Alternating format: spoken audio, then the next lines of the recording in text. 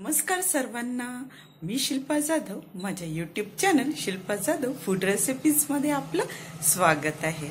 आज मी माझ्या पद्धतीने तुम्हाला डोसा कसा करायचा ते दाखवणार आहे. तर चला मग बघूया. डोसा करायला लागणारं साहित्य सांगते. इथे मी एक दिवसाआधी 3 वाट्या तांदूळ आणि 1 वाटी उडदाची डाळ भिजवून त्याला रात्री चांगलं पेस्ट करून डोसा बॅटर हे बघा छान फर्मेंट करून घेतले आहे. सकाळी याच्यामध्ये चवीनुसार मीठ टाकून घ्यायचं. हे डोसा बॅटर रेडी आहे. त्यानंतर सांबारसाठी मी तुरीची डाळ शिजवून घेतली आहे. शिजवतानाच मी कांदा आणि टमाटर हे दोन्ही शिजवून घेतले आहे. डोसाला लागणाऱ्या चटणीसाठी मी बटाटे उकडून घेतले, कांदा, 1 टमाटर, कढीपत्ता, गूळ, हिरव्या मिरच्या आणि चिंच आणि आलं लसणाची पेस्ट. आपल्याला एवढं साहित्य लागणार आहे. तर आता आपण फोडणी करून घेऊया एक एक गोष्ट. सगळ्यात आधी आपण बटाट्याची चटणी करून घेऊया. इथे मी एका पॅनमध्ये तेल गरम करून घेतलं आहे. तेल व्यवस्थित तापलं की याच्यामध्ये आपण जिरं, मोहरी छान तडतडून घ्या. जिरं मोहरी व्यवस्थित झाले की हिरव्या मिरच्या,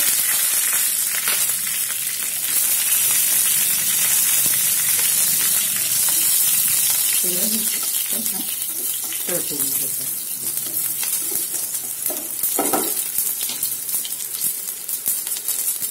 थोडं हिंग, कढीपत्ता,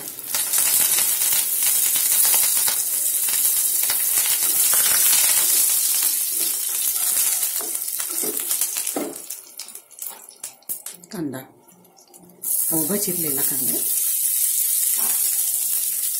साऊथ इंडियन डिश ही सगळ्यांची फेवरेट असते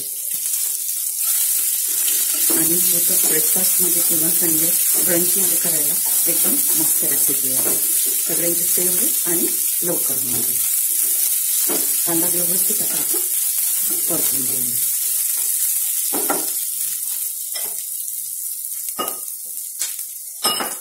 कांद्यासोबत आपण थोडं आलं लसणाची पेस्ट टाकून देऊया. म्हणजे कांदा आणि आलं लसूण एकत्र व्यवस्थित हळू याच्यावरती छान शिजल्या जातं. त्याचा कच्चेपणा व्यवस्थित जाते. आता याला आपण कमी फ्लेमवरती. इथे आता आपले कांदे व्यवस्थित झाले आहे. आता याच्यामध्ये आपण हळद टाकूया.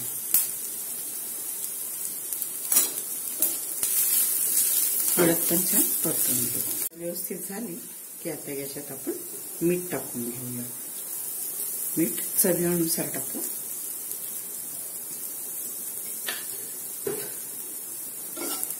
याला आपण छान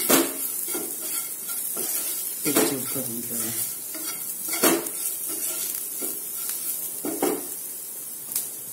मीठ नंतर आपले बटाटे आपण मॅश करून टाकून देऊया. मस्त ही डोशासोबतची चटणी खूप टेस्टी लागते. सगळ्यांना आवडणारी आहे. आधी प्रिपरेशन करून ठेवलं की सगळ्या गोष्टी पटकन आणि सोप्या याच्याने आपल्याला करायला सोपं होऊन जातात. बटाटे व्यवस्थित एकजीव झाले की याच्यात आता आपण कोथिंबीर टाकून घेऊया. किती कमी वेळामध्ये पटकन आपली डोशाची चटणी रेडी आहे.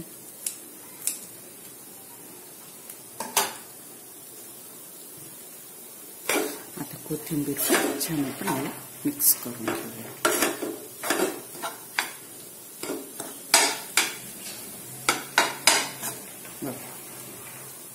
आपली डोशासोबत खाणारी बटाट्याची चटणी रेडी आहे. सांबारासाठी मी इथे एका पातेल्यामध्ये तेल गरम करून घेतलं आहे. याच्यामध्ये जिरं, मोहरी,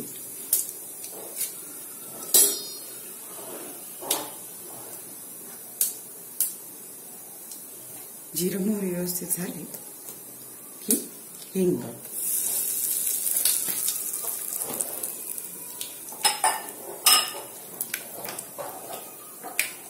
त्याच्यानंतर आलं लसूणची पेस्ट,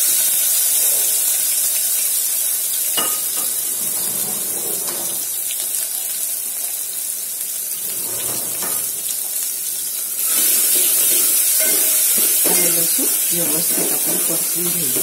आलं लसूण व्यवस्थित झालं की कढीपत्ता टाकून घेऊ. कढीपत्ता आठवणीने टाका, कारण की कढीपत्ता आपला कोलेस्ट्रॉल मेंटेन करण्यामध्ये खूप आपला सहायता देतो. आलं लसूण झालं की आता आपण हळद आणि तिखट तुम्ही तुमच्या हिशोबाने टाका, तुम्हाला किती टाकते ते. यांना पण छान परतून घेऊया.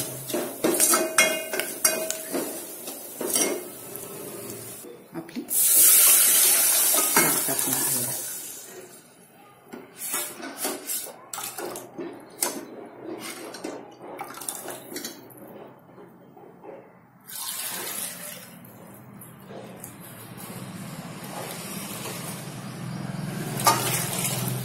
तुम्हाला किती पाहिजे आहे त्या हिशोबाने तुम्ही पाण्याची कन्सिस्टन्सी ऍडजस्ट करू शकता. किती घट्ट पातळ त्या हिशोबाने करू शकता तुम्ही. मी आणखी थोडं पाणी वाढवते, कारण हे सांबार शिजल्यावर ते घट्ट होत असतं, म्हणून आधी थोडं पातळ करायचं. समजा तुम्ही भाज्या वगैरे टाकत असाल तर ते आणखी घट्ट. इथे आपण चवीनुसार मीठ टाकून घेऊया.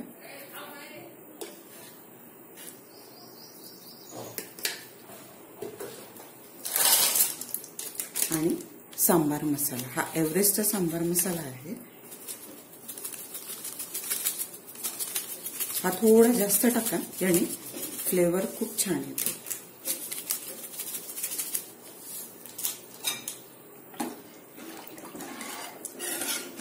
छान मिक्स करून घेऊया. आता हा सांबार एकदम कमी फ्लेमवरती हळूहळू शिजू द्यायचा.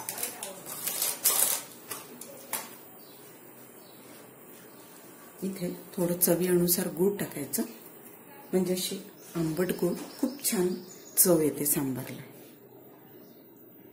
चिंचेचा कोळ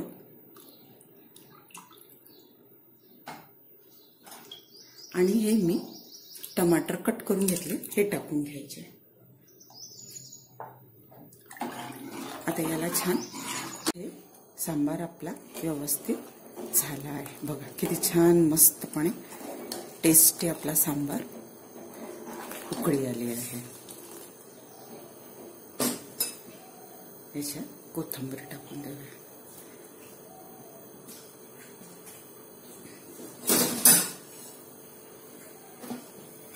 आता आपला सांबार टेस्ट करायला खायला एकदम. आता चटणी करून घेऊ. इथे मी ओलं नारळ घेतलं आहे. तुम्हाला किती चटणी करायची त्या हिशोबाने घ्या. मी ते ओलं नारळ घेतलं, कोथिंबीर, हिरवी मिरची, लसूण पाकळ्या आणि थोडं जिरं.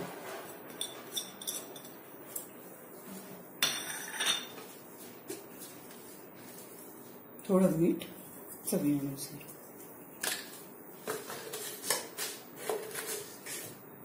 थोडी साखर आणि 1 चम्मच दही.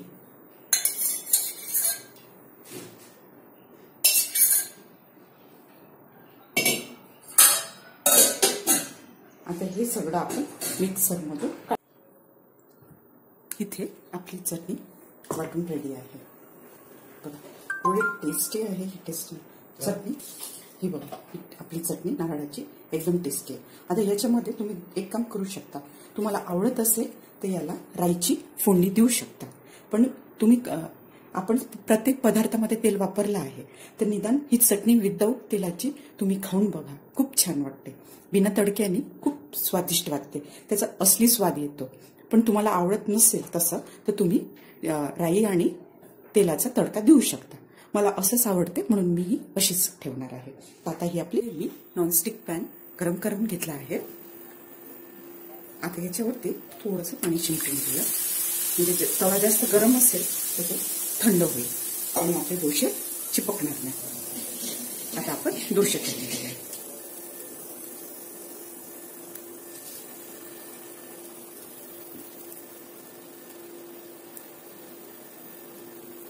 असे छान एकसरी फिरवून घ्यायचे.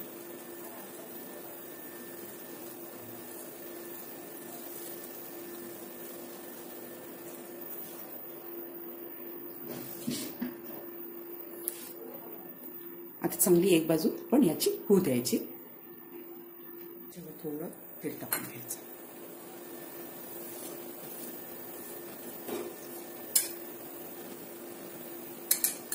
आजूबाजू याला छान तेलाने. आता याला व्यवस्थित क्रिस्पी होईपर्यंत छान भाजून घेऊया.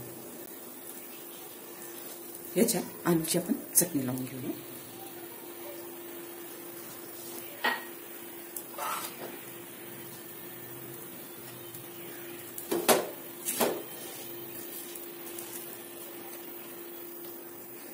आता याला आपण पलटी करून घेऊया.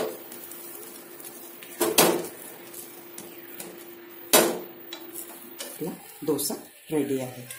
डोसा, सांबार आणि आपली नारळाची चटणी. आता मस्त एन्जॉय करा.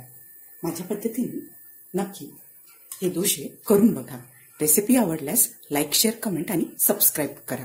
आणखी तुम्हाला कोणती रेसिपी बघायला आवडेल मला कमेंट करून नक्की सांगा. स्वस्त राहा आणि मस्त खा. थँक्यू.